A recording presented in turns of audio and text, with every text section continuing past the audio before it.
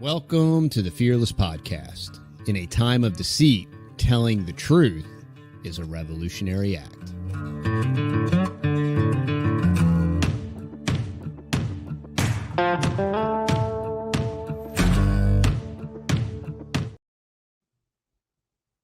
All right, y'all. Welcome back to the Fearless Podcast. We are at episode 20. Episode 20. Yeah. And like I've been telling y'all, I've had some awesome guests lined up.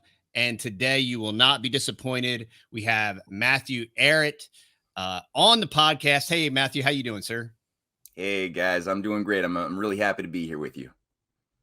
So what happened is I'm subscribed to your Substack. And I got an email about your new documentary you're working on. And I was like, this is so cool because I think it was episode 2 or 3, I think, Really? Of the podcast. You and I were talking about, let's see. Oh, it was episode 3.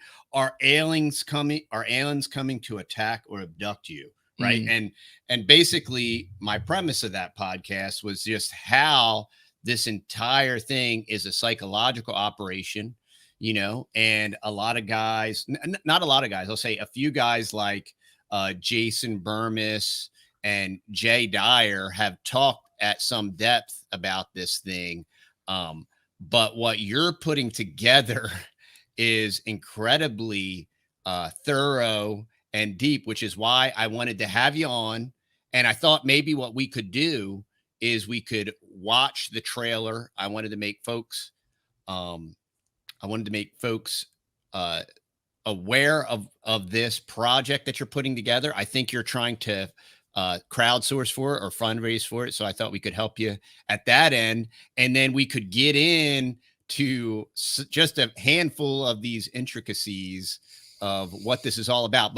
But to start off, how about Matt, how about you introduce yourself and kind of explain who you are and what you do, and maybe even tell us, how did this whole thing start?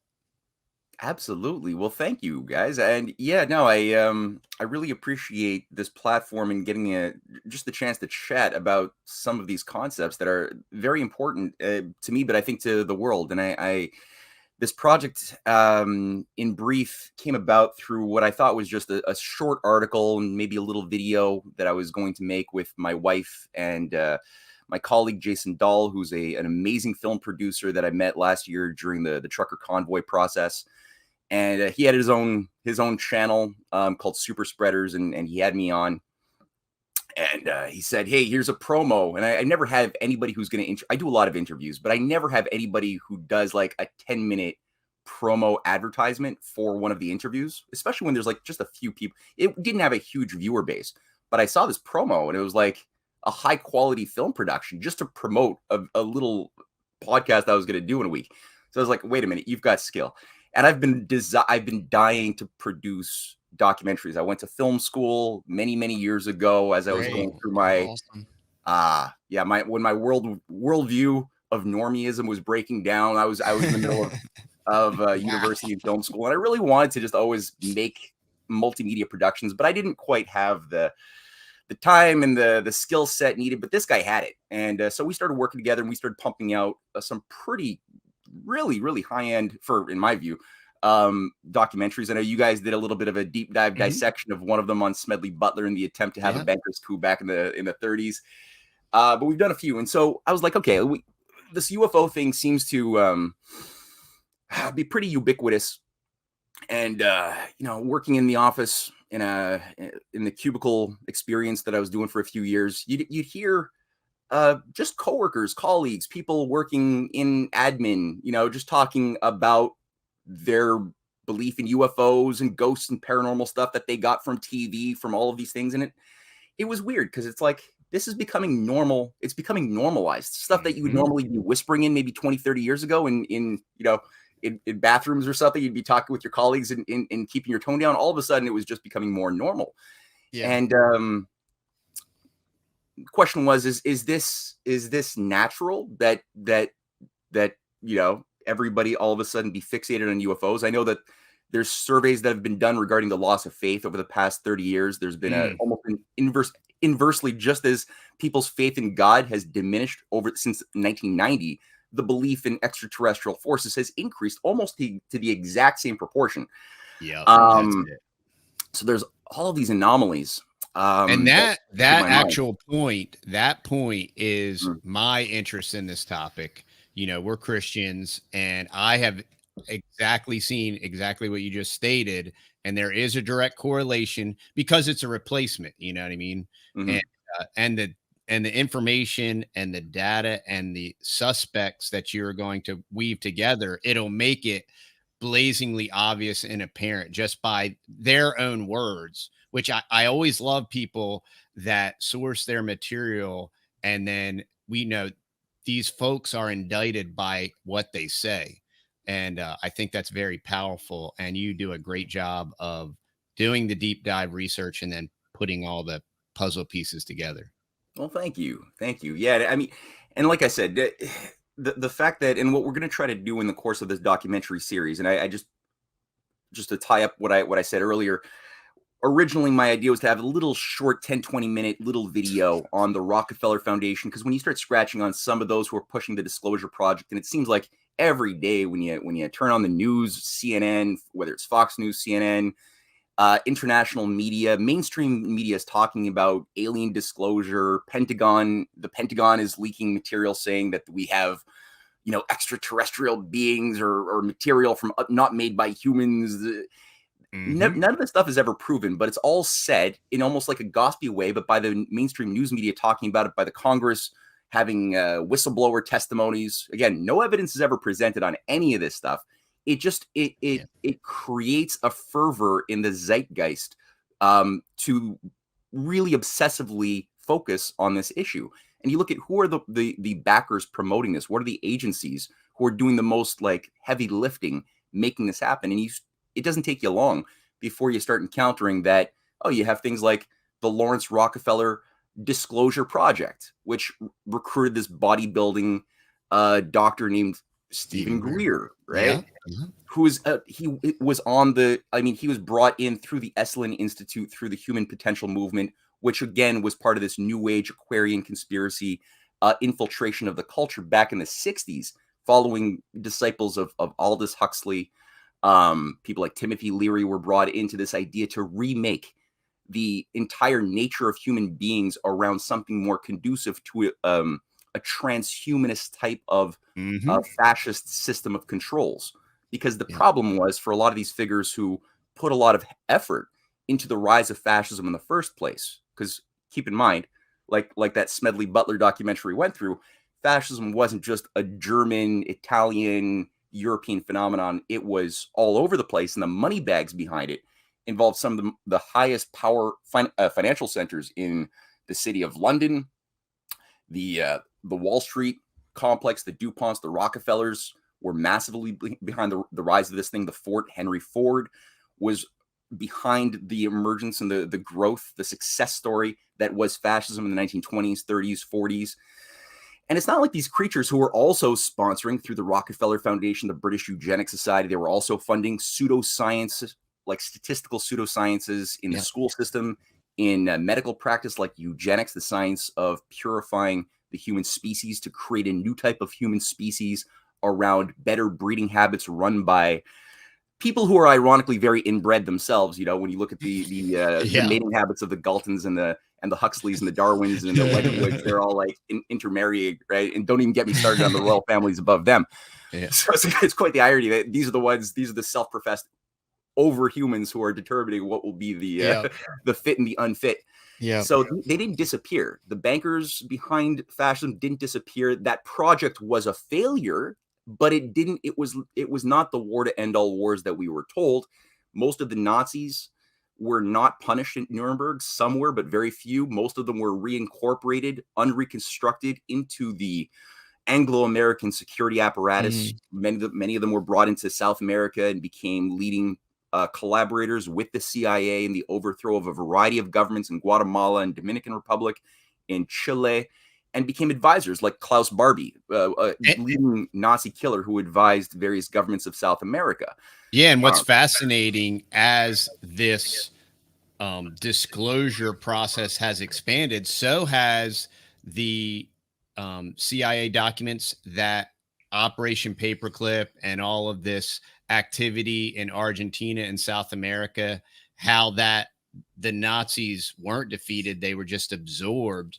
That has all come out simultaneously, almost to create cognitive dissonance. I think I'm not exactly sure exactly why it was done, but it did happen simultaneously. Yeah, it is. It is interesting. I think you're right. It's almost to diffuse the fact that both of these things are being popularized at the same time. I think partially has a hypnotic effect by getting people to associate all of a sudden something very important about MK Ultra, about the incorporation of Nazis into our Western security apparatus during the entirety of the Cold War. You know, like we just recently did a video on the Nazis in NATO and how 8 consecutive high-level Nazis managed the NATO Eastern Command from the 1950s all the way to 1983. One of them was the NATO Secretary General, Heusinger, who was Hitler's top intelligence chief besides Reinhard Gehlen, who became all of a sudden the head of NATO.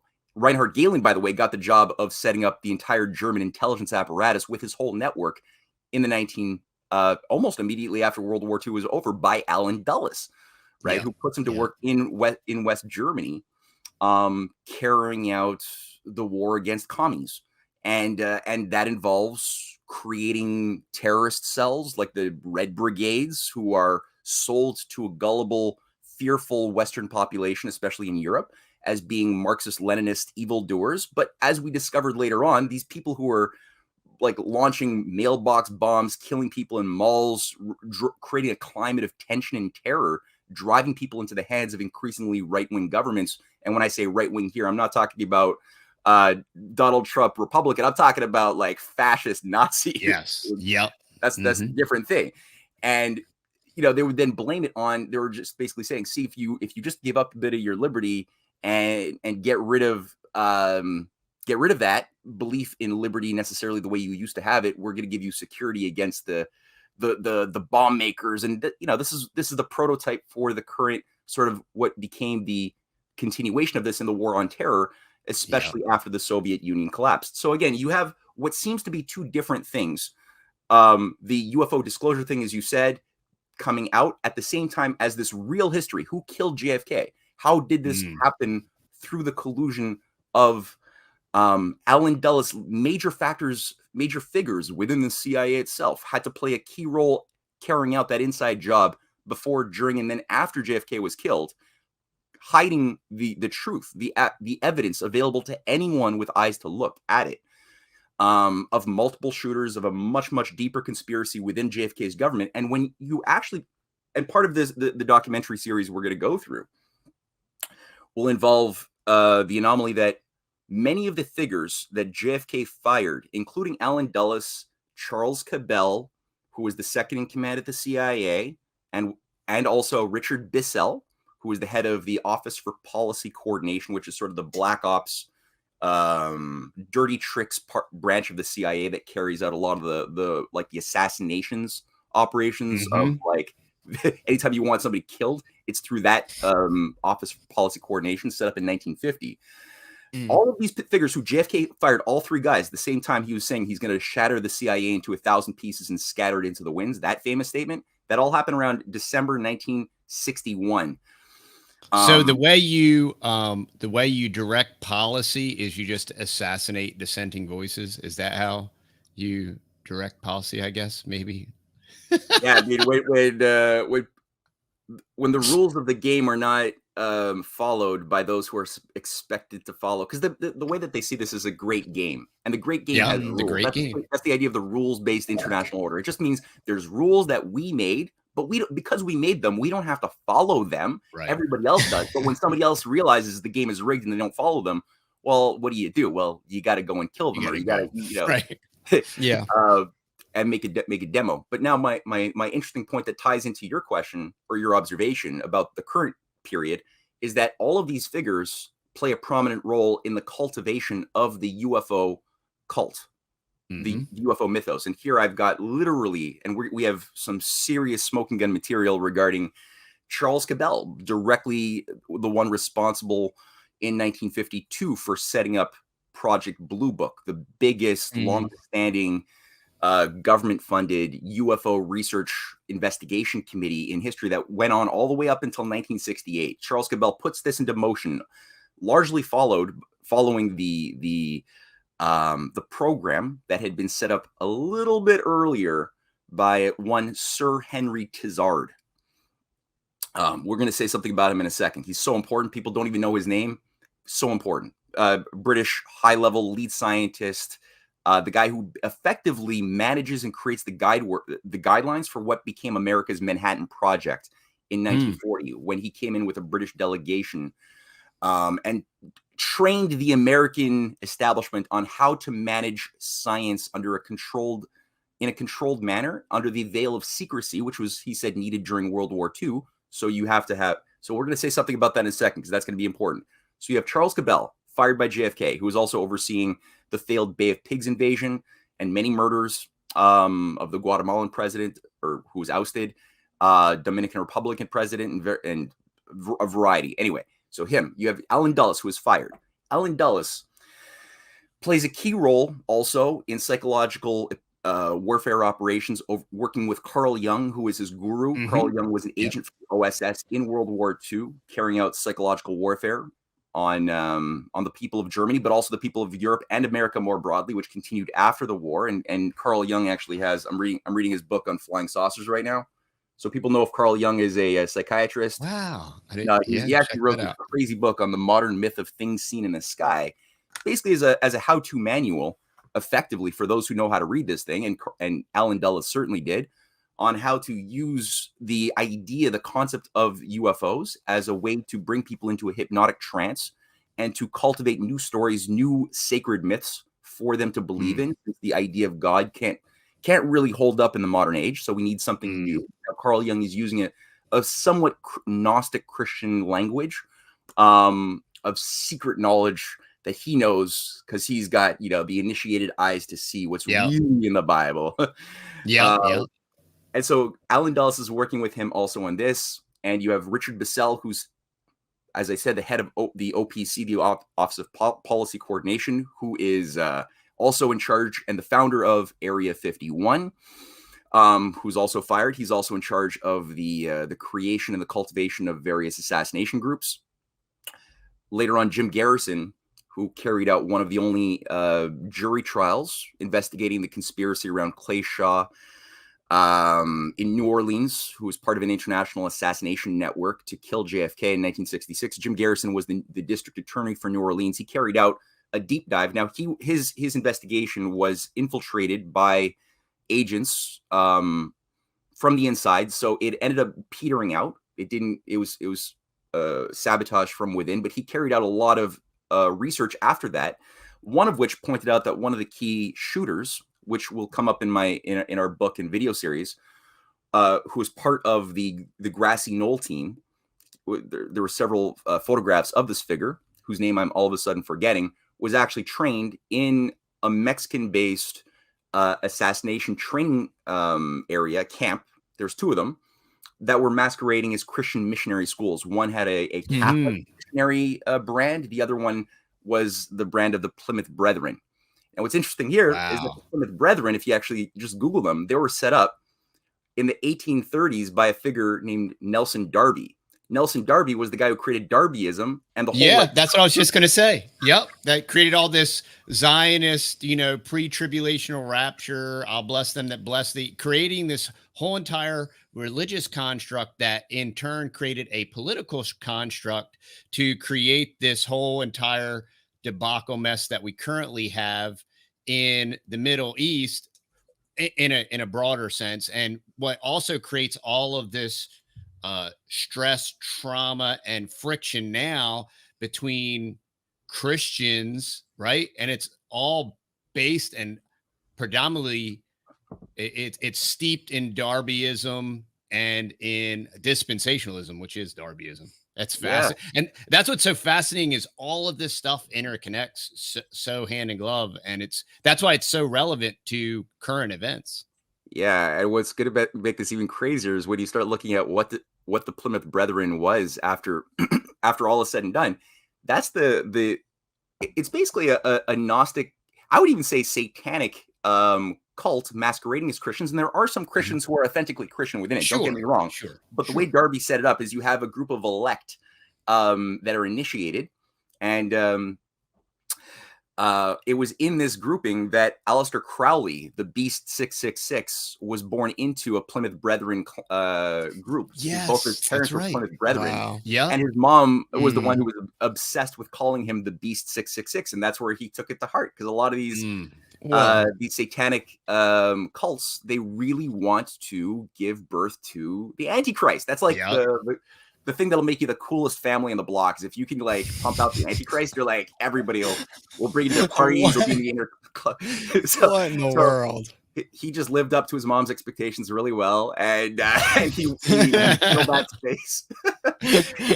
and he also, and you'll find that in the course of digging into some of the controlling, steering hands behind the UFO Psyop, include many Satanists. And I'm not talking little guys. I'm talking Michael Aquino, Temple of Set, who's directly L. in Ron there. Hubbard, all these, and people might be thinking, L. Ron Hubbard, he is the founder of Scientology. That's not Satanism. And it's like, well, no, he was a disciple of Crowley and the Ordo Templi Orientis, as was Jack Parsons. And they were doing like black magic, sex magic, Babylon working stuff in the desert, trying to give birth to the Antichrist too. And L. Ron Hubbard even admitted that he was the Antichrist. In memo circulated in 1981 from his hand that basically said, yeah, you could interpret, the book of Revelations as the second coming period of the Messiah. But in fact, I know, because he has clairvoyance, because, he's a pure being, having like purified himself with rituals. Purges Thetans or whatever. He's like, actually, that's not the Thetans. He calls it the Markabian Order will be returning, which is sort of this pseudo-human galactic federation that has been around for 20,000 years, and they're going to come and invade, and that's what the Bible's talking about with the Messiah. So anybody who stops that invasion is actually the Antichrist. So since he's saying, I'm going to stop this invasion of the earth of the body snatchers, you can consider me the Antichrist. And his own son, the Antichrist is the good guy. And the Antichrist becomes the good guy all of a sudden. Yeah, wow. That's pretty cool. Yeah. But his son, Hubbard's son, when asked, because his son broke away from the cult in 1959 and gave an interview to Penthouse magazine. Strange place to give the interview, but he did in 1983. And I selected like a little excerpt where he's asked by the interviewer, so what was the religion in your household? And he's like, Satanism. That's all we knew. And, wow. Scientology is essentially, it's harder to see because it's like where satanic rituals often occur within hours or maybe a couple of days, he says. He's like, but in Scientology, my father crafted it so that they're just stretched out over a lifetime with OT. Yeah, like you've got, as you pointed out, the operating thetan levels of initiation in a kind of a Masonic thing that then transform or designed to reconstruct your nature, your human nature. Into something more free and more liberated, more empowered to have extrasensory perception and other things, and interface with these demonic forces or spirit beings, whatever, that then give you the power of mind over matter as you raise up through the rites, right? And he's like, but that's all it is. It's pure Satanism. And my father, and the interviewer's like, so you mean your father worshipped Satan? And the son is like, no, you don't understand. He thought he was Satan. You don't worship anybody if you literally believe you're the most powerful being in the universe. What an egomaniac. No, absolutely. But here's the thing, right? So when you look at things like Tom DeLonge and To the Stars Academy, which is largely behind popularizing a lot of this stuff in film, as well as in, they've got a weird hybrid science film pop culture thing. It was founded, this thing, by this cardboard cutout useful young idiot, or not young so much anymore, but punk rocker Tom DeLonge from Blink 182, who's just this like pothead, fascinated by occultism, and burnt out, punk rocker who just couldn't make it anymore. And he was just obsessed his whole life with like reading magazines about UFOs and little books about UFOs. Thought he was like this great, insightful mind who had a personal revelation about how this all plays together as far as government collusion with Roswell 50, 60 years ago. And he's like, and then that's why he gives interviews online. And he's like, that's why I was selected and tapped on the shoulder by the former head of the CIA. And he names all these deep state operators who were like, we recognize you have talent, kid. Come with us and help prepare the groundwork for the Great Awakening, using to prepare people's minds anyway. His organization, To the Stars Academy for Arts and Science, set up in 2014, was co-founded by the real brains, who was this figure, Dr. Gerald Puthoff. Is it Gerald? No, it's not Gerald. Dr. Puthoff, Harold, Hal Puthoff, as he calls himself. Hal Puthoff is made it up to the OT-7 or operating feat in 7 back in 1971. He worked very closely with. He's the co-founder of this thing, along with a whole slew of very high-level intelligence operatives. Hal Puthoff now plays a key role in the story on several levels. So back in the 70s, he was the driving force with the CIA, working with Jacques Vallée, major figure behind the creation of the internet through his work with the defense DARPA. Back in the late 60s, he was recruited by J. Allen Hynek, who's another big figure behind Project Bluebook and the whole UFO mythos. He was a big teacher of Steven Spielberg as well. He actually is the one who coined extraterrestrials and the close encounter, or no, the Close Encounters of the Close Encounters of the Third Kind, right? Third Kind, that's it. So he's the one who talked about the different kinds of encounters and advised Spielberg on set. So Hynek has been there the whole time. Hynek is the one who trained Vallée. Vallée works with Puthoff. They co-create what's called the Stanford Research Institute's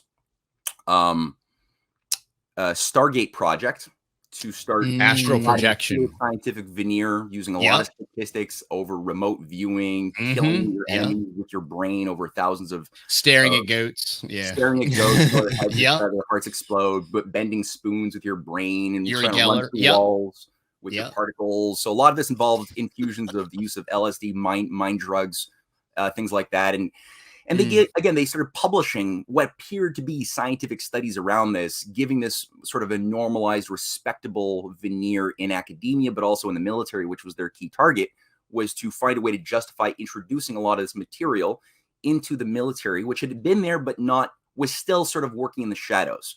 They wanted to make this more into a dominant position within the military, within things like the various Psyops battalions, the first Psyop group, the second, the third, the fourth. Today, a lot of these Psyop groups still exist. They still recruit.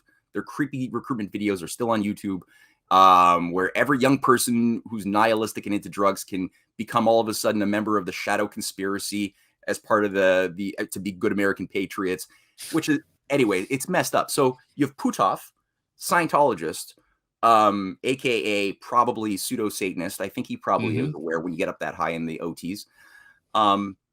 Then working with Vallée. Vallée is openly friends with Kenneth Anger, a disciple of Crowley. He described his friendship with Anger, who also toured with the Stones, made satanic videos with a variety of Crowleyites.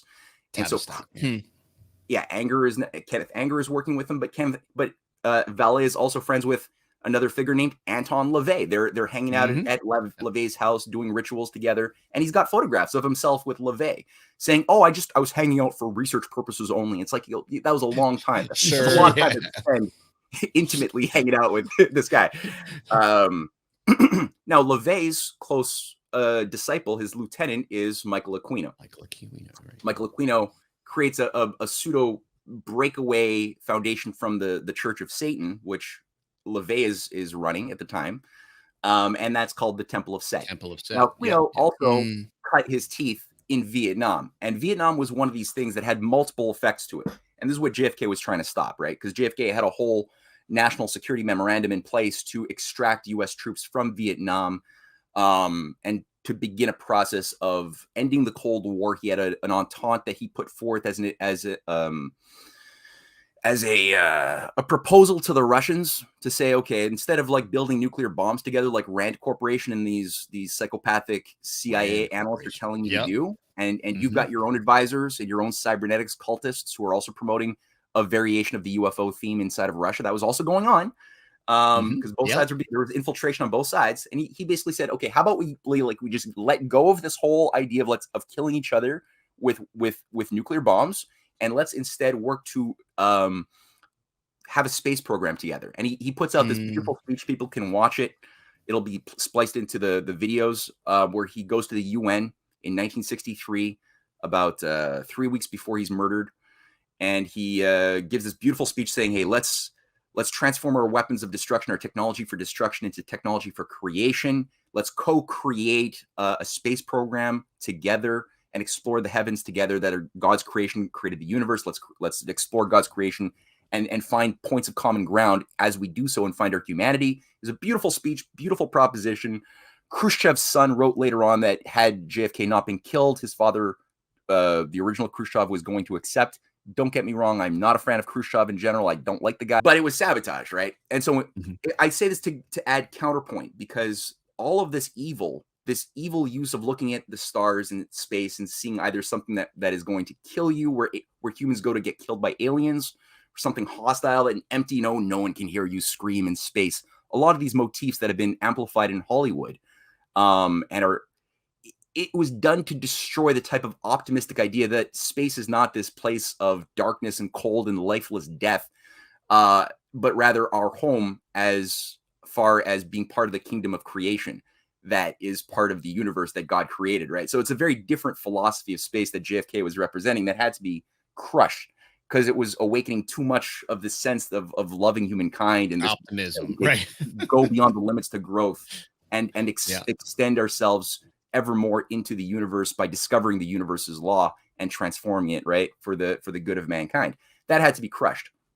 So these creeps then go on. They infiltrate. I mentioned Aquino. Aquino is now a colonel working at Fort Bragg, very high level, very close friends with a fellow named John Alexander, Colonel John Alexander, who becomes the popularizer of the whole Mind Wars takeover of the military to bring the battlefield into the mind of the people. Battlefield of the mind. Also that involves a variety of other things to electronic weaponry, space-based beam weapons, things like that were all incorporated into it. Aquino is behind this with Paul Valet, another figure at Fort Bragg and across the U.S. military, that then creates this more like new agey group that went from the fringe all of a sudden into the mainstream. A lot of these same figures, including Colonel Alexander, work with Harold Puthoff and Valet in creating what's known as the Discovery Institute for Science. It's an organization in 1994 created by Robert Bigelow, a billionaire real estate magnate, who's still very big today in funding disclosure operations. His operation works closely with To the Stars Academy, and it also works very closely with Laurence Rockefeller. And I think that's where the big player comes in. And Laurence Rockefeller died in 2004, but Rockefeller, as I mentioned earlier, is the creator of. He's not just a bankroller behind the Human Potential Movement, the Esalen Institute, the growth of drugs. Like, he funds Terence McKenna's whole career. Terence McKenna, yeah. And I wanted to ask you your thoughts on that. A lot of these usual suspects, like Stephen Greer, and the other guy that's real into McKenna, that talks about, I forget that historical guy that talks about, like, everything's like parallel universes and all this stuff. And, you can, and it's all about LSD and DMT. A lot of these guys have been on Graham Hancock, right? Graham Hancock. That's Graham Hancock. So, like, a lot of these guys have been on Joe Rogan. So there's an inordinate amount of parallel. And then just recently, there's another very popular podcast called The Sean Ryan Show. And he's like, retired military, special forces. And it's real interesting because he's had these government whistleblowers on, right? Like like who's the guy, Grush or Goosh, the David Grush. Grush, yes. So he's had these other whistleblowers on, and they're like for example, the one ex-military guy he had on, they were talking about how they use natural disasters, and he saw this basically experimental aircraft that didn't make any noise, and it came down and like a UFO, and there was black op guys on it, and they abducted children, right? Continuing to create this mythos and tie it into child trafficking so that it makes it even more emotional, right? And then a few episodes later, another thing he's very proactive in is about veterans with PTSD. And there's a gigantic movement using DMT, psilocybin, and all these things as a healing, as a tool and a guide to heal your brain and heal you from PTSD. And I find it very interesting, similar to Rogan, how these very influential podcasts are titrating out this information and simultaneously like linking all this stuff together. Yeah. And when you go through your series, I mean, it's all so intricately tied together. It's to me, it's a little bit troubling. Yeah, it should be. Yeah, that's the correct feeling one should have. Is probably at least. Yeah. No, I mean it's absolute. The direct connection between the creation of a normalized drug movement didn't peter out when MK Ultra was made public in the Church Committee hearings in 1975. I mean, that was when a lot of this stuff that was not supposed to be made generally known was made generally known. And we'd almost forgotten that a lot of this stuff was admitted to by high-level government officials during the Church Committee hearings. COINTELPRO, the infiltration of civil rights groups, anti-imperial groups by FBI operatives that he would even carry out assassinations of people like Fred Hampton, or Malcolm X or Martin Luther King. Or, I mean, all of these things didn't happen by lone gunmen. This was done, and it was revealed in the 1970s. Through Senator Frank Church and his subcommittee on assassinations as well, that went through all of it. So MK Ultra didn't disappear at that moment. It just maybe was rebranded. But everything you saw, because I mean, for those who don't know, what is MK Ultra? MK Ultra was set up as an outgrowth of a CIA MI6 co-directed project called Project Artichoke in the late 40s. That was designed to explore the new breakthroughs in LSD 25. This is what generated DMT, psilocybines. All of this stuff came out of these psychiatrists and chemists working with intelligence agencies, also methamphetamines and stuff during World War II.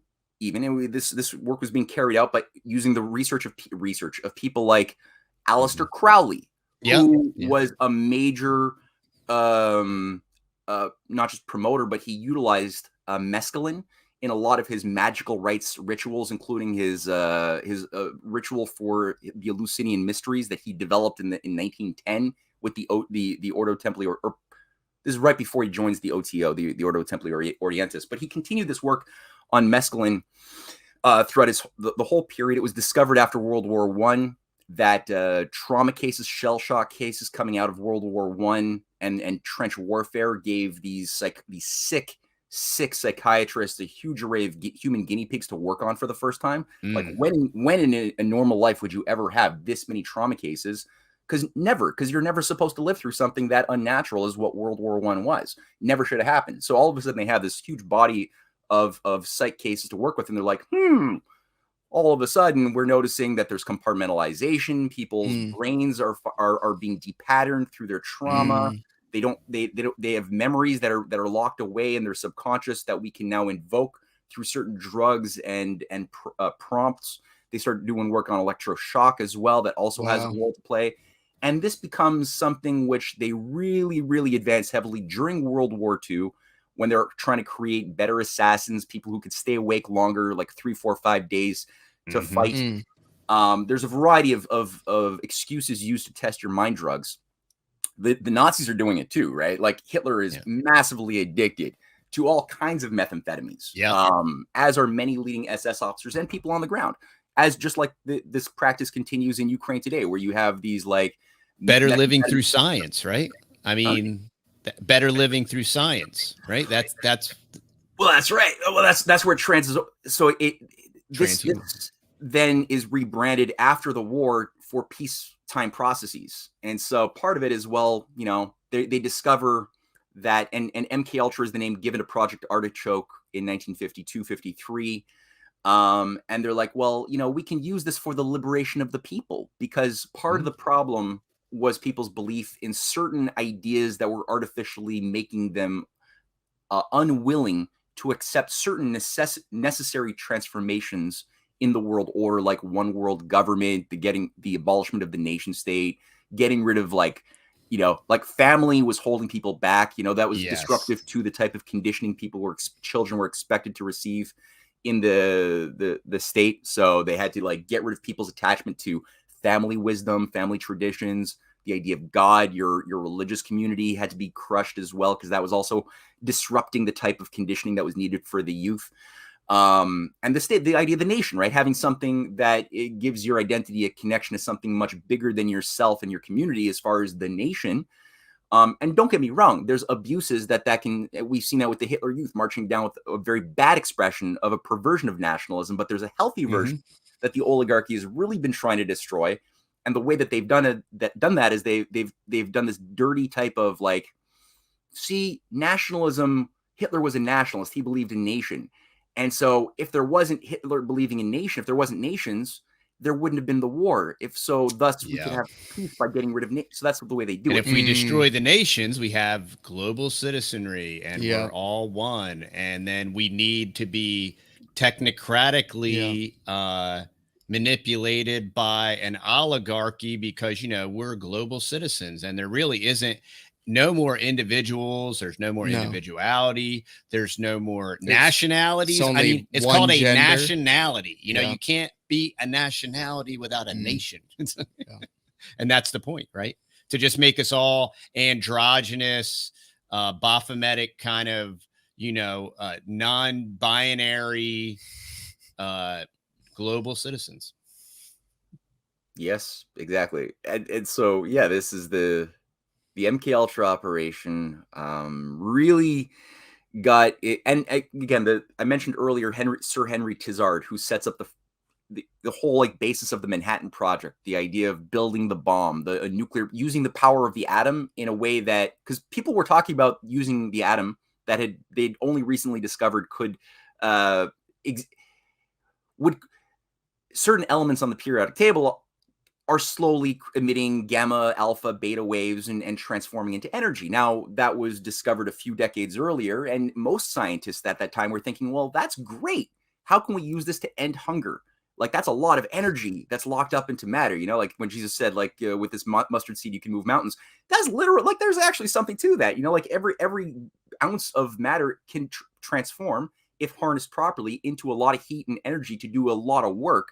That's liberating. You could desalinate ocean water and green deserts. Like, that's how people were generally thinking. But then you had the satanic fringe of disciples and followers of people like H.G. Wells, who were much more Fabian socialists. Yeah, the Fabian socialists who all despised humanity. And they were like, okay, how can we use this to terrify humanity into and break their will to achieve our political ends? So they're like, let's use it to make a terror device. And so you had a grouping of these freaks, Sir Henry Tizard being one of several, but you had Leo Szilard, who was a leading figure controlling also the Manhattan Project. There's a few. Who went up Oppenheimer, who's being popularized, romanticized in Hollywood nowadays. Right now. He was also part of this whole weird Shakti Shiva death cult that really believed in purgative violence and cleansing the earth by some sort of fire that would then allow for the recreation of a new type of human. He believed that and talked about his weird perversion of Vedic philosophy around this like it's almost like a rabid theosophy, but something that's which is effectively Luciferianism anyway, so it makes sense. And he was also behind the idea of building up these terror devices, but then using them. And he celebrated the unnecessary use of the nuclear bombs in 1945 in letters to Truman saying, oh, thank you, good job, I'm really happy you did that, because now we're going to knock humanity into their senses to accept something new for themselves. So you had all of these creatures, but what are they doing? They're also creating, like Sir Henry Tizard is creating MK Ultra and Naomi Klein in her book The Shock Doctrine goes through this meeting with the CIA and some Canadian oligarchs in near where I live at a hotel called the I forgot it all of a sudden, but this is the founding meeting in 1951 of what became MK Ultra. He's also the head of the Tizard Commission on Flying Saucers, so he's the one who puts the ball into motion in a heavy way to start organizing an international database of flying saucer observations and really focus on the military officials, people working in the Air Force, aerospace, in the military. Really, those were high trophies. If you could get one person who's like high-level military to become a believer, and all sorts of dirty tricks would be used to give these people the experience that they wanted them to have. Yeah. That's worth more than 10,000 regular plebeians, like normies, who say they believe in UFOs, because that person's word carries a lot more weight. And if you can get like a Mitchell, like an astronaut, or a Harrison Schmitt, like an astronaut, that's worth like 1 billion normal humans to these guys. So they put a lot of effort into cultivating within the military, within the Air Force, within the scientific establishment, sort of a UFO cult of people who would be really devoted followers. Now, one thing, and we'll get back to MK Ultra, one thing that is important is that they were seeing something. People were oftentimes looking out at the night sky and they would see weird, unidentified objects behaving in weird ways. I believe that is absolutely true. Of course. But what were they seeing? What was going on in Area 51, overseen by Richard Bissell? Well, this is where you got to look at, what was Germany doing with their 3 separate aerospace flying saucer projects with people like the Horton brothers, with aerospace engineers like Victor Schauberger. There's a whole slew, and Italy had their own flying saucer program utilizing innovative new techniques for using suction technology and implosion technology that is very different from the type of combustion engines and explosion technology that we've tended to use in a lot of our chemical rockets and other things like the V2. It's a different approach to getting flight to occur. Magnets have also been useful in getting certain types of interesting phenomenon, like the elevation of certain very heavy objects. This is all being advanced in a very, this has been declassified now very clearly. A lot of the blueprints and the prototypes were destroyed in 1944, 45, or especially 45. But a lot of it was absorbed into the U.S. military-industrial complex. And because of the Cold War, the idea was, well, now everything is still secret, just like in the Manhattan Project, where no scientist knew what another scientist was doing, right? Every little mini department under Tizard's guidance was highly compartmentalized. So, one grouping of scientists was told to work on boron 263 or something, and another group was told to work on this little device. And only a small executive body who were initiated would have the right to see what the whole system was doing with all of the different branches of Manhattan Project. Rings of power, right? That's how they do it. They compartmentalize it, decentralize it, and create rings of power. And, you tell some really smart guy, well, when this turns green, push the red button, and he doesn't know that when he pushes the red button, it's going to blow up, downtown Manhattan or whatever, fill in the blank. But, that's how plausible deniability. That's how this stuff works. And C.S. Lewis talked about this too, right? The obsession with being in the inner ring, that people would then want to be on the inside club. And you lose your soul sometimes in trying to do that. But that's the way that this cybernetics systems control operation really was put into motion in controlling the technology of government, especially after the war. And cybernetics became the name given to that new. Cybernetics is literally the science of control. That's all. And it has application for things like doing specific acts, like if you're going to shoot down a missile and you need your defense systems with which interface with radar. To detect when an incoming missile is happening. You got to know quickly where it's going to go, which trajectory to shoot, so that you're shooting into a future spot where the missile will be. Like that requires a lot of feedback loops into a central command that can calculate quickly, transform it into action and response. That's useful. Okay, fine, for what it is.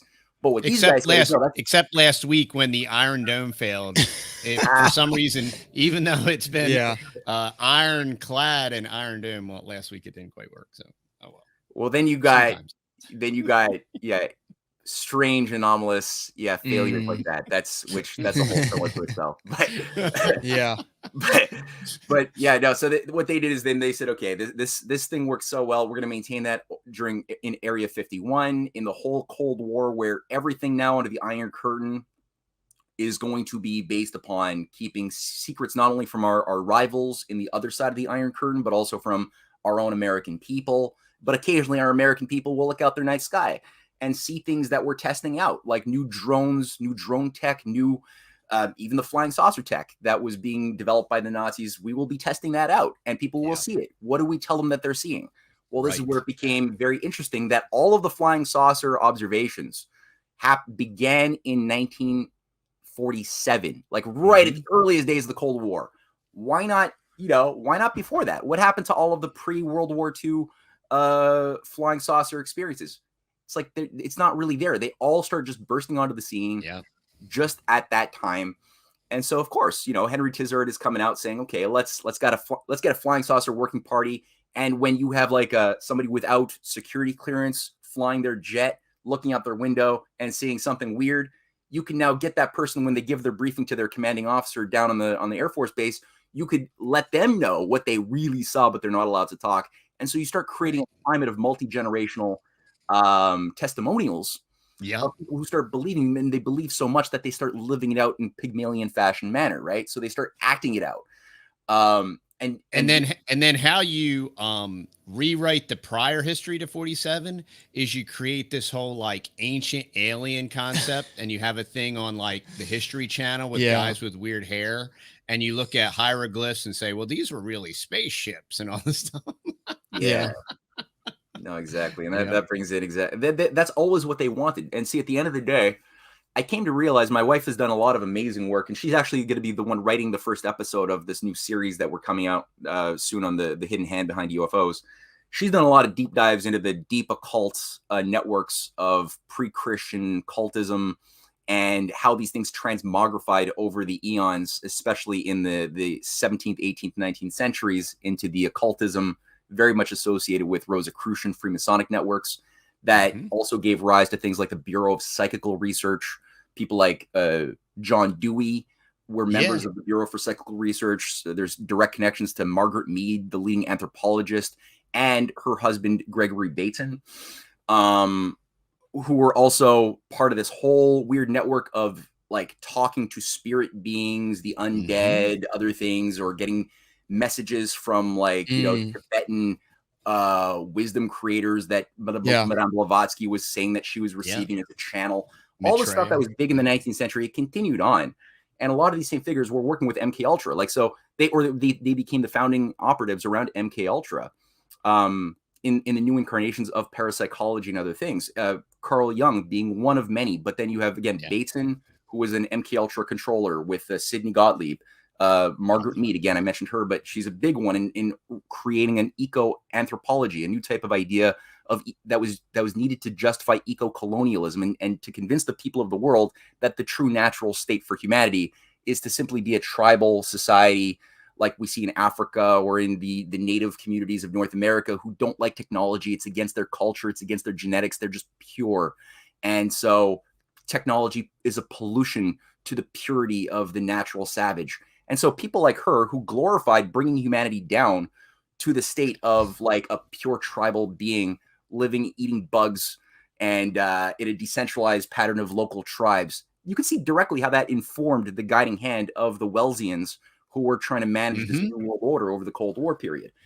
And yeah, Graham Hancock has been a major, I don't know if he even knows, maybe he doesn't even know what he's a part of. I don't know. Some of these people have no clue what they're a part of. They just believe so much and they have a bit of creative energy that they're like bankrolled.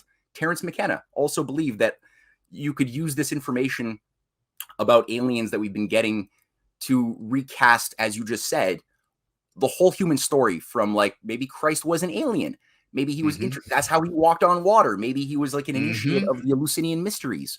That's what Graham Hancock is also promoting. Yeah. Who had, pre-psychedelic or pre-LSD experiences using like psychedelic plant or wheat rot that when you eat it gives you a bit of a psychedelic trip. Maybe, and that was used. That really was used. That's the way this stuff works. That it's true that was an initiatory experience for the elect within the cults of Eleusis and Delphi, or Apollo at Delphi, and the various mystery cults of Mithra Mitre and Gaia, which was formerly the cult of Cybele in ancient Rome. They used these types of narcotics and drugs to depattern people's minds, both with one variation, a diffused form for the masses who would go through who would have an identity of good hedonistic slaves who would just think their freedom was their ability to have their weekend orgy and otherwise would be happy with their servitude. And the other would be a useful way to initiate those who would become the sociopathic managers controlling the herd. They would have their own set of more special elite experiences with the same drugs ultimately.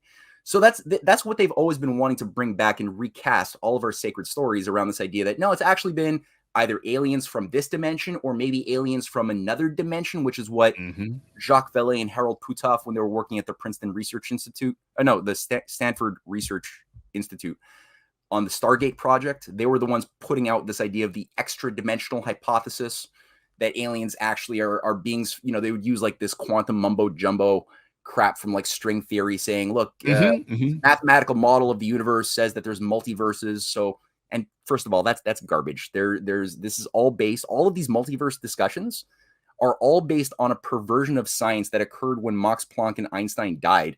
And these mathematical fetishists who never discovered anything, like Niels Bohr and Max Heisenberg and Wolfgang Pauli, they never made a discovery of anything, but they made models that they loved about this idea that since an electron or a photon can't be directly experienced without changing its momentum, you can't know anything, right? They're like, it's both, everything is both a particle and a wave. Everything is kind of everywhere. And they came up with they built a whole science based on the denial of truth, the denial of causality. And they said, all we can know as scientists is statistical probability, where an electron might be. So it's got like a 90% chance that it might be here, but it's got like a 10% chance or an 8% chance that it might be here. And it's got like a 0.001 pico fraction chance that it might be in Alpha Centauri. But, we'll go with that 90% chance that it's here. And they said, that's all you're allowed to know. So of course, as soon as you build a new science on the denial of causal principles, which is the way that all science has ever advanced in a positive way, is through the belief and the discovery of causal principles, including Max Planck's work, his work with Madame Curie, Vernadsky, Mendeleev, all of the greatest scientists that we love, whose ideas gave birth to the good explosions of Renaissance movements and progress. They all believed in causal principles in a universe that was made ultimately reasonable and loving and good, and by a creator in whose image they were made. Now, they may not have all believed in the exact same way. Everybody's a person that's a distinct individual, but they all had that sense within themselves, which gave rise to their faith and endurance to make the discoveries that they made and translate them in the face of priesthoods that would want to crush their discoveries because it's disruptive to control systems that have monopolized already existent forms of knowledge, right? Oligarchs don't like new discoveries. But when you can't crush it, what do the oligarchs do? Well, they say, you can't beat them, try to co-opt them. So what they'll say is, we love science, and they'll try to diminish or ice out from the history books of science the person who made the discovery. They'll take the outward shell of the idea called a formula, and they'll say, look, all you need is fruit to fall on your head, and you discover gravity just by having like apples. And we'll create this useful cardboard cutout like a Tom DeLonge or an Isaac Newton, who we're going to say is this great mind discovering all this stuff.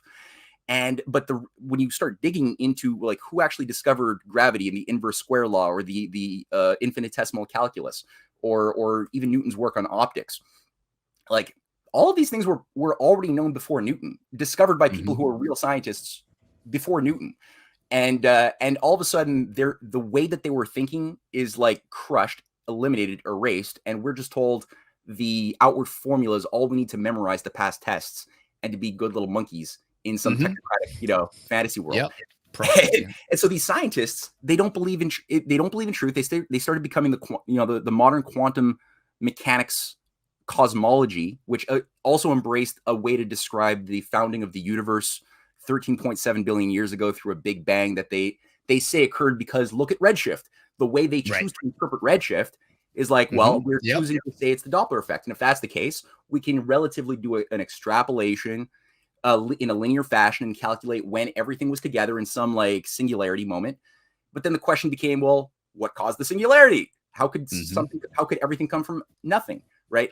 How could everything that exists be contained in nothing with physical limits moving into nothingness? Like, that's a problem. So that what they said is quantum mechanics solves the problem, because now we can justify why there are these other unexplorable dimensions, but they work on paper. So we'll say that there's 11 or 12 or 80 dimensions. It doesn't matter. You can always make another dimension and make it fit your model.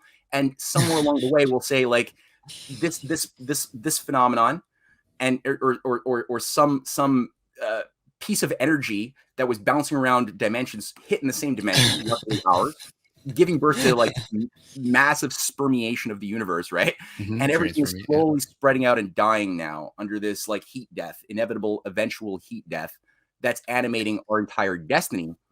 And they had to do these mental backflips to get around the simple, already existent, very satisfying explanation that people who are reasonable believed in, which is that we're living in a universe that is created by a creator who is loving and reasonable and made us in his image. And the other advantage of this singularity is we get to use transhumanism and put the band back together and join the AI and continue the singularity. So that way we go full circle, So we go from the singularity to the singularity. Isn't it great? It's going to be great. Don't worry about it. Yeah, it went through one irrational blob of like randomness 13.7 billion years ago, and we're going to get right back to one homogeneous blob under a technocratic AI elite priesthood, managing a new set of gods, a new set of rituals for whatever god you want to, as a traumatized person, because they expect people are going to go through a lot of trauma. That's part of what happens when you have a systemic economic breakdown and or major war, which kind of unfortunately some of these freaks really do believe that it's necessary to have a purgative experience of the earth to really shake us back into our good behavior. So all of a sudden people will be much more inclined to be much more superstitious, find meaning in something. And this, what happened in pure hard science with these statisticians was also done for the origin story around Darwin, right? So Darwin also was very useful in having been promoted by the British Royal Society, again, Eugenics, just like they did for Newton. And what it did is it said, okay, random mutations is adequate to explain the emergence of new properties of life. That's sufficient. Darwin says it's random mutations, like the rolling of the dice. Occasionally a new attribute comes out, which is useful to helping you kill your enemies, your rivals, and have more sex and eat more in a world of diminishing returns. And Darwin even admitted that in his autobiography that he got his discovery by reading Thomas Malthus's on the Essays on Population. And he literally says in his own words, like, it was only by reading Malthus, who helped me appreciate our struggle for survival in a world of diminishing returns, that I now had a mechanism by which to work my theory, which is why the empire wanted his theory to become normalized. And people like Thomas Huxley, the great Darwin's bulldog. Darwin was Darwin's bulldog, and he was the guy who did the most, more than Darwin. They didn't let Darwin, just like they didn't let Newton, speak in public in general, because they couldn't defend their own theories well. Right. But they needed a Huxley, or they needed, in the case of Newton earlier, it was a Samuel Clarke or a Robert Cook, who would go into the public domain and have disputes with a Leibniz or somebody who's a real scientist about why Newton was right. So they always have these handlers, but they need some cardboard cutout. They need somebody to attribute great genius to be like a new godhead, a new secular godhead for their pantheon. So like Darwin, Newton, like today we're told almost to have this irrational awe of these minds who will never come again, and we shouldn't even think about criticizing the thoughts of such great giants. And it's like, no, they're actually useful idiots who were tools within a geopolitical operation. That's all they were. And they were predicated on racism and eugenics, you know? So it's like these guys, you know, like Darwin's the rest of the title of his book was all about favored races. I mean, he was clearly a racist. He was obviously a eugenicist, and the purpose of his observations were to prove that his race was superior, which is why they inbred and all that good stuff. Yeah, exactly. And if anybody has a problem with that, with what you just said, they should just read Descent of Man, which Darwin wrote in 1878. And in Descent of Man, he literally says only the stupidest of the races of the earth would allow their dumbest to breed and procreate, criticizing human beings. And then he has a letter to Galton, his cousin, who's really the founder of eugenics, saying, "You have won me to your cause." And this is a letter that is very well known. And people a lot of people just don't want to look at that because they don't like thinking about the social implications to the. And it's not like it means that you necessarily have to be an absolute, creationist. You don't have to be if you don't like Darwin, because there were already other views of evolution tied to intelligent design, a loving God that existed with American scientists like James Dwight Dana and his theories of cephalization, that there's a directionality to creation, that God created the universe to be made better and to constantly improve, to become more inclined to express beauty, goodness, and truth. And there's a whole variety. I mean, Cuvier, there's so many other scientists that were being destroyed who were making real breakthroughs in why most species that have ever existed no longer exist. And it wasn't because of like human pollution or anything like that, but they believed in intelligent design, in an organized, ordered purposefulness embedded in creation that we can discover through our free will and love of truth. And that was all. They don't teach any of that. That's all been crushed. And that's the way Huxley like framed his debates. He would pick like he would say, okay, when we have our big public debates, I'm going to select one of the most fanatic Anglican priests who hates Darwin to be my opponent, who has the most simplistic, naive view of their response, and I'm going to decimate them. But he would never select anybody who was like who was competent in their scientific material. He would never allow that. And that's how he was able to then, they just wielded this use of like sardonic humor and degrading attacks against anybody who doubts anything of the purity of the truth. Anyway, I'm ranting, but you see what they did with the aliens thing now. So they were like, okay, not only do we have this monkeys thing that we all came from just like random mutations from monkeys, and that's it. We're descended from monkeys. We're not even a creature above monkeys. We like the evolution happened that way, not even that way. That on every level.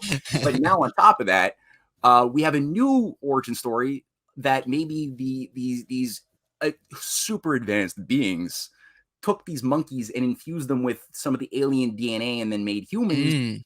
But then the question becomes, now we don't have to have God for another reason. But then it's like, well, what was the process that gave rise to the aliens? If you're saying that they also came from another planet, that planet had life before the aliens, and that there's like some evolution that you're saying is happening on that planet. Did that planet have another older alien sect that did a hybrid technology on them? And what about that alien sect? Did they also have like So you got this infinite reductio ad absurdum, which again can resolve so easily if you just let go of this need for randomness and aliens or monkeys or something, and just look at maybe the universe doesn't have external limits. Maybe something can't come from nothing. Maybe the idea of the naive before and after that we get in the material world, where there was a time before I was born, a time after I will die, the time before my phone was made, and after it'll be destroyed. Maybe these material properties of limits in physical space and time are something which it would be hubristic and maybe naively wrong for me to try to extrapolate that onto the everything of the whole universe. Maybe the universe as a whole doesn't abide by these types of constraints, right? And maybe there wasn't a time before which there was nothing and after which there will be nothing, and outside of which there is nothing. Maybe that doesn't even exist. Maybe there's another way of looking at the red shift or the blue shift of other galaxies, which is not the Doppler effect. Maybe there's another reasonable way of seeing that, because it's true, there are red and blue shifts. But what if there's another reason for that might have something to do with the physical space-time of those different galaxies that have to do with their age and less so their distance or speed that they're moving away from the point of observation, which is true actually. And there's people like Halton Arp, who is a great scientist who was witch hunted for his work on his Atlas of Peculiar Galaxies in the late 60s. When he was looking at these, he had the Cambridge telescope that he was in charge of. He got fired for his work because he was like, well, look at all of these different galaxies that we can find that have like very different redshifts, indicating that they're like thousands of light years away from each other, but they're all connected by these filamentary fragments. But how could they be so connected physically, but separated by thousands of light years? It's impossible. Maybe the differentiation of redshifts and the coexistence of these quasars, which we're told are the furthest of the entities from the Earth because they have the highest redshift, which are often found in a high density fashion inside the filamentary structures of these adjacent galaxies. Maybe he's like, well, perhaps they're being born. Maybe what we're seeing is actually more of like a differentiation or a birth of galaxies. Because even today, like, there's no satisfying explanation for where do suns come from. We say that there's a billion or billions of suns in our Milky Way. What creates a sun? Well, we're told by these modern scientists that it's from black holes, that black holes are in each galaxy. It's a black hole. Well, by definition, you can't observe it. And outside of each galaxy, between the galaxies, we're told it's just dark matter and dark energy, which makes up 95% of the universe. That, by definition, you can't look at it. It's like these other dimensions. You know, there's 12 dimensions in string theory, or 17. By definition, you can't investigate it. So why have we created all of these mental cages of places the mind is not allowed to go ontologically to explain the universe? Maybe maybe we could break down the cages and relook at the universe from a much more reasonable, harmonic, in a harmonic way that explains things in a way that doesn't involve supernatural entities or anything like that, or like, it's the same thing for the UFOs thing. People see UFOs. Okay, they've seen UFOs. Can we find an explanation that doesn't require we have alien, like other beings from other dimensions doing this, or interfacing with our government officials who found aliens that could travel the speed of light to get here, but then couldn't like navigate and crash in Roswell? Like, all of a sudden they just forgot how to like fly their super fast ship, and one of them survived and has been giving their tech to us, and that's how we have a space program. Like, the level of this all works, I think, because people partially, there's the drug culture. People are very cynical as well, right? Like, they've just been so used to being lied to about everything, which is where it gets at your original observation. Like, why release all of the stuff about the working with Nazis after World War II? The Nazis never lost the war in that sense. And MK Ultra, and then all of a sudden also the UFO disclosure thing. Why at the same time? Because they're trying to diffuse the danger of these truths becoming used by citizens who are patriotic and who want to actually fight the devil, fight evil, and use this evidence of truth in such a manner that these are weapons that are useful in the battle, and instead have it all tainted by shape-shifting lizard people and stuff like that then really removes the danger of these things being used well. So you have Joe Rogan or David Icke or others speaking about a lot of truth. Yeah. But it's useless at this point. If at the end of the day, you're thinking, well, my David Icke says at the end of the day, my survival is based on me feeling good and putting out good vibes, because the shape-shifting lizard people want to ultimately suck my fear energy. And that's all they want, is me to be afraid. And if I could just be not afraid and loving and good, not even be good, just put out loving vibes. Good vibes. I will destroy the lizard people who want to create global warming because the lizards like warmer climate. And that's what David Icke said. Joe Rogan's like, all you need to do is like, liberate yourself and do what the man didn't want you to do with the war on drugs by accessing your higher freedom with DMT. Yeah. And everybody's told we have microaggressions, right? So we've been microaggressed, or micro traumatized. So we need micro drugs, or what do they call it? Microdose. Yeah, microdosing. Yeah. That's what we should all be, to just deal and be normal people. And so, of course, people are inclined to want to believe in aliens. And this all comes full circle, and it's all interrelated with all the psychological operations, one that have been perpetrated in the past, what are currently being perpetrated, which is why I think this is such critical information. How about we take a break now and show your trailer, so that people would be can great. kind of get people can kind of get a taste for. Let me make sure I back this up.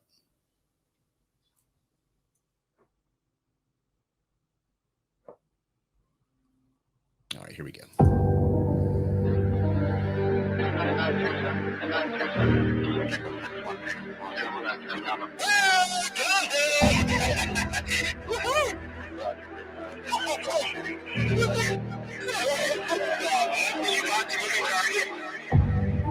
There's footage and records of objects in the skies that we don't know exactly what they are. I was informed in the course of my official duties of a multi-decade UAP crash retrieval and reverse engineering program. There's somebody at a very high level that closed the door, looked me in the eye and says, okay, I'm going to introduce you to somebody. They can protect the higher echelon against detection.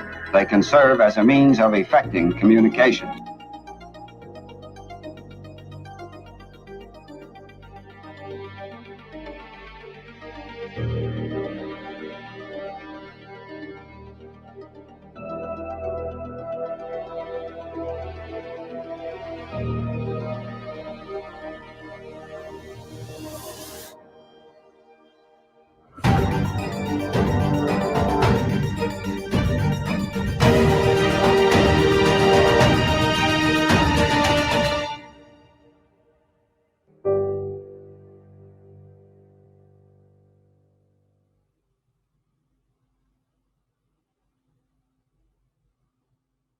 All right, so there you go, y'all. And what we'll do as well is we'll put the links in the show notes. And Matt, right now you're trying to crowdfund or crowdsource to finish the documentary? Yeah, it's under construction right now. So what was going to be a very short little film has become, from what I've talked about, impossible to say in a short time. So we're making it a series of episodes. It might be 6 episodes. It might be 5 episodes. It might be 10 episodes. I really don't know how long it's going to take to tell a story in an artful way.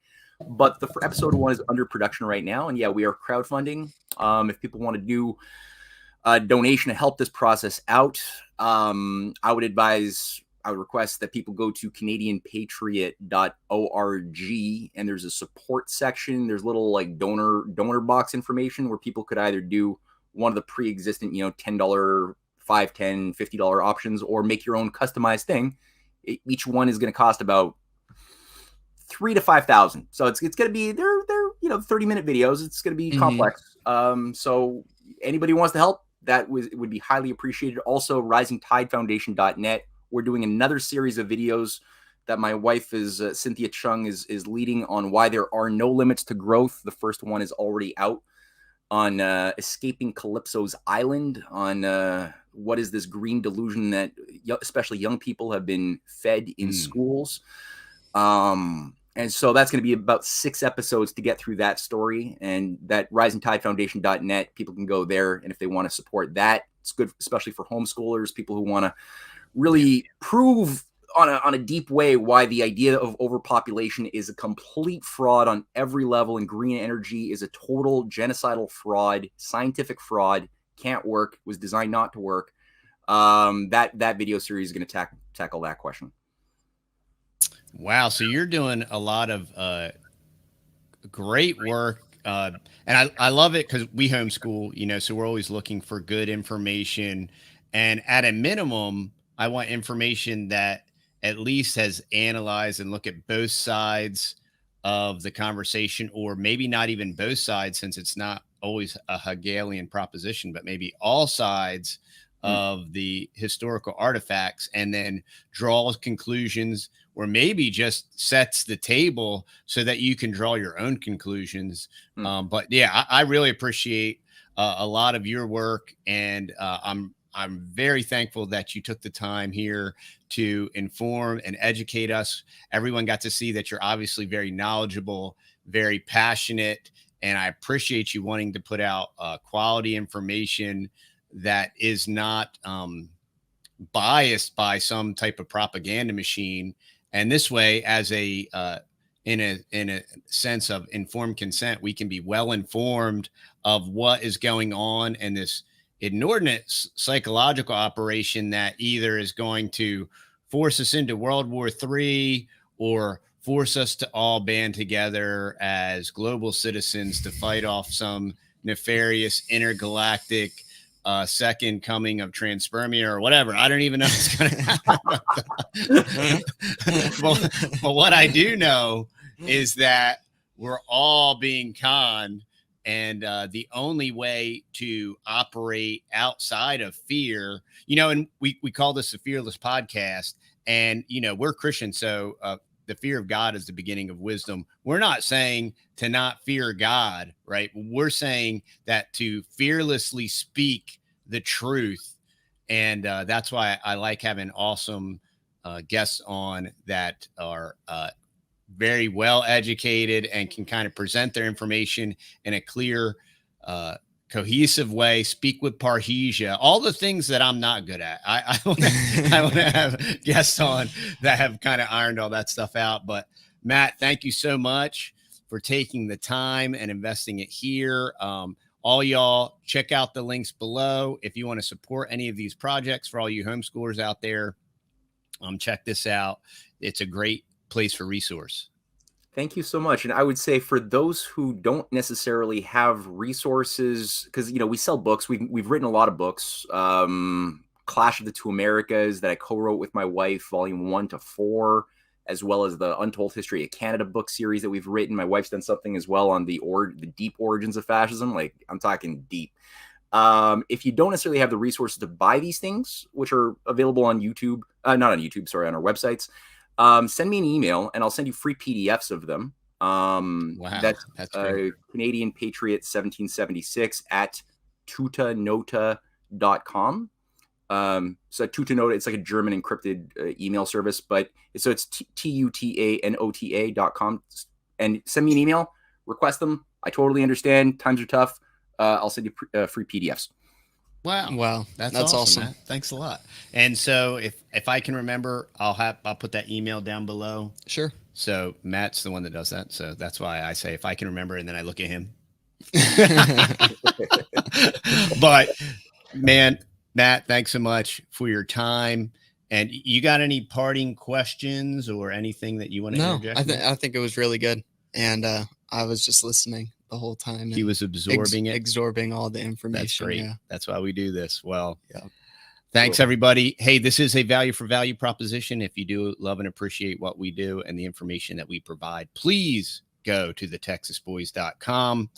And if there's anything you need there, teas, coffees, honey, whatever you need, check us out. If you're local and need some beef and pork, we'll be opening that very soon. Very soon, yeah. And lastly, my last recommendation that I can give you all is stay fearless, my friends.